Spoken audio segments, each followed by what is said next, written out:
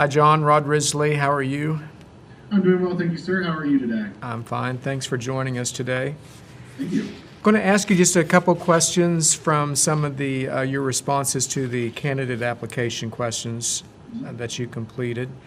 All right. You said that, and congratulations on having earned an Eagle Scout thank level. you. That's quite impressive.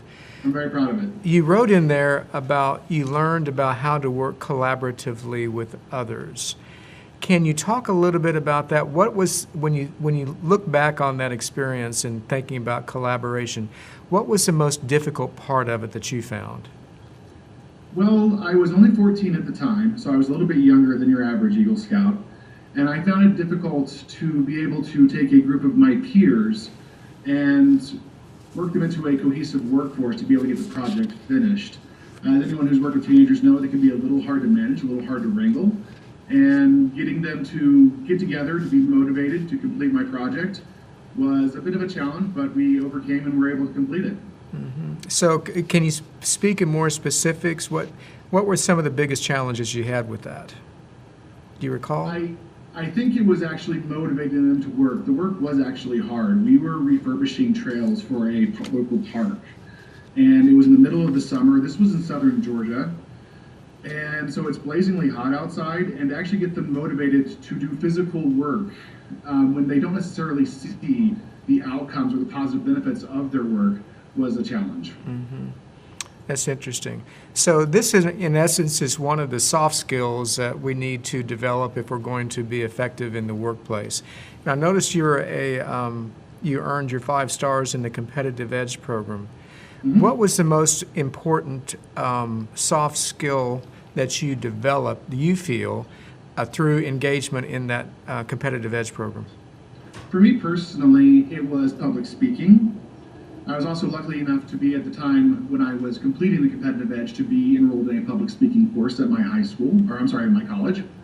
And I found that being able to effectively communicate with others, expressing ideas in a brief economy of words, getting my point across, is an invaluable skill. It's something that not only did we use, but I have used as an officer in Phi Theta Kappa, but something I'll be able to continue to use as I go into the workforce. Okay, now speaking about a brief economy of words in terms of communication, we're going to have you go into this lightning round, and so we want you just to respond with the first thing that comes to your mind, okay? Got it. All right, here we go. Franklin or Edison? Franklin.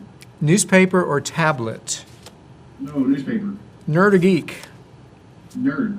Phone call or text? Phone call. Summer Olympics or Winter Olympics? Summer Olympics. Harry Potter or Lord of the Rings? Lord of the Rings. Are you a morning person or a night owl? Morning person. Fiction or nonfiction? Fiction. Good.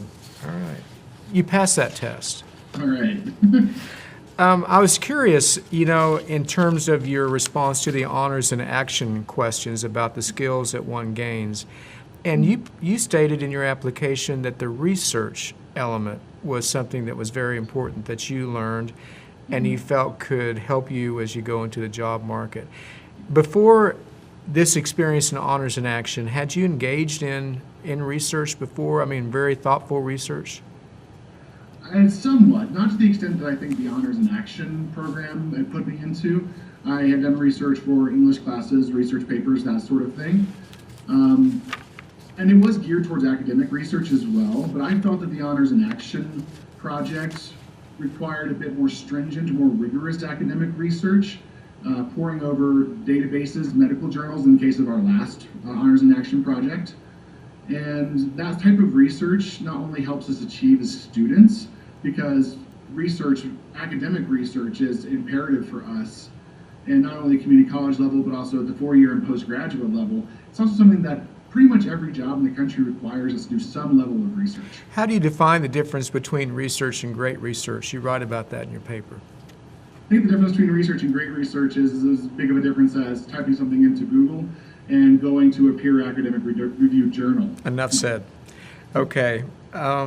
Well, I'm sorry, that's all the time we have. Thank you so much for your responses to the questions, and know that we wish you the very best in your campaign, and thank you for stepping forward. All right, thank you very much. It was a pleasure being with you. Good to meet you.